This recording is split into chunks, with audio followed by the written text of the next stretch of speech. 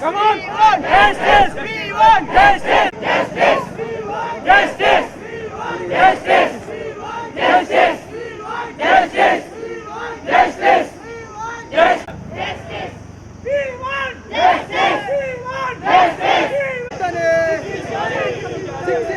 శిక్షించాలి దోషులను వెంటనే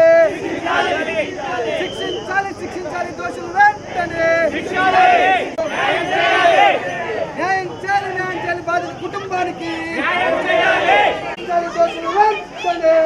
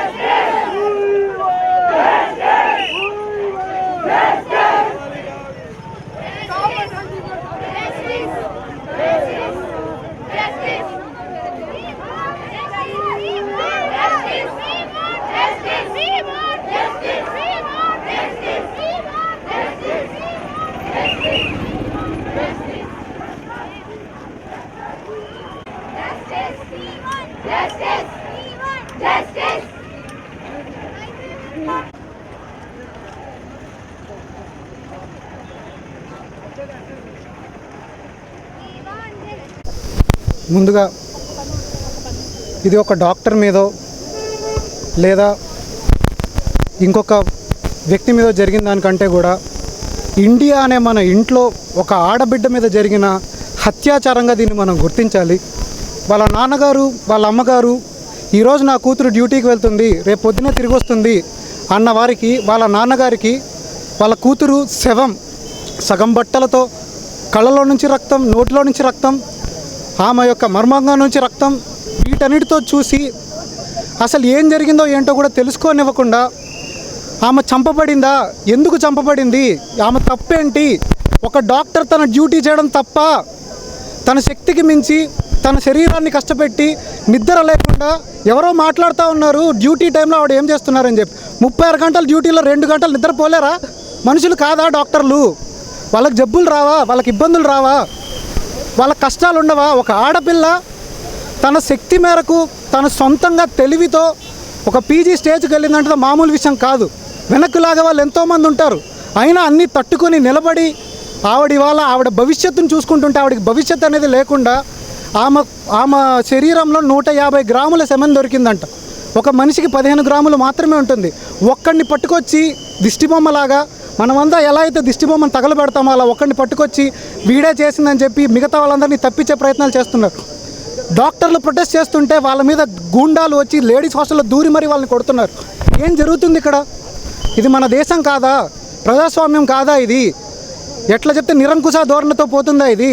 ఒక ఆడబిడ్డకి జరిగి ఇన్ని రోజులు అవుతుంది, ఇంతమంది రోడ్డు మీదకి వచ్చి వాళ్ళ ఘోష తెలుపుకుంటుంటే ఒక రెస్పాన్సిబిలిటీ లేదా? ఒక రెస్పాన్స్ అంటూ ఉండదా? రోడ్డు మీదకి వచ్చి గొడవ చేయకూడదు, సైలెంట్గా మౌన్ చేయాలని చెప్పి ఒక స్టేట్మెంట్ ఇస్తున్నారు బాధ్యత గల సీఎం, ఆవిడ కూడా మహిళ. ఇదా పరిస్థితి? ఇట్లా ఉందా మన దేశం? దొరుకుతుందా న్యాయం అని అనిపిస్తూ ఉంది. ఇలా ఢిల్లీలో జరిగి 12 సంవత్సరాలు కాలేదు, అప్పుడే మళ్ళీ ఇంకొకటి అవుతుంది. ఆవిడ డాక్టర్ అండి, ఆవిడ చదువుకున్న ఆవిడ, సేవ చేస్తుంది. మీ అందరికీ సేవ చేసే ఒక మహిళని, మీ ఇంటి బిడ్డని కొంతమంది రాక్షసులు నిరంకుశంగా చంపి ఎలా జరిగిందో ఏం జరిగిందో తెలియనీయకుండా ఇప్పుడు మనందరి మధ్య ప్రశాంతంగా తిరుగుతున్నారు వాళ్ళంతా. అప్పటికప్పుడు హాస్పిటల్ని రెనోవేట్ చేస్తున్నారు, అప్పటికప్పుడు మొత్తం గుర్తులు అన్నీ తారుమారు చేస్తున్నారు. ఏంటి ఇదా జరిగేది? ఆవిడికి న్యాయం దక్కేదాకా, ఇలాంటిది ఇంకొకటి జరగకుండా ఉండేదాకా మేము పోరాడుతూనే ఉంటాం. ఇది ఒక ఇండియా భావభారిత పౌరుడిగా, ఒక డాక్టర్గా ఎవరికైతే జరిగిందో ఆవిడ సోదరుడిగా నేను మాట్లాడుతున్నాను. ఇక్కడ ఉండే వాళ్ళందరూ కూడా దాన్నే తెలుపుతూ మీ అందరికీ తెలియజేయడానికి చేస్తున్న పోరాటం ఇది మా అందరి ఘోష. ఆవిడకి న్యాయం దక్కాలి, ఆమె ఆత్మకి శాంతి కుదుకోరు. నమస్కారం. యాజ్ అ ఫెలో పల్మనాలజిస్ట్ ఇంత చాలా ధైర్యంగా డ్యూటీ చేసేవాళ్ళమండి. ఆ ధైర్యం ఇప్పుడు చచ్చిపోయింది. నేను ఎట్లా వచ్చానో ఆ పిల్ల కూడా అట్లానే వచ్చి ఉంటుంది పల్మనాలజీలోకి చాలా ప్యాషన్తో. All that is dead now. Please మా నమ్మకం అయితే నిలబెట్టాలి, జస్టిస్ ఫాస్ట్గా తెచ్చి.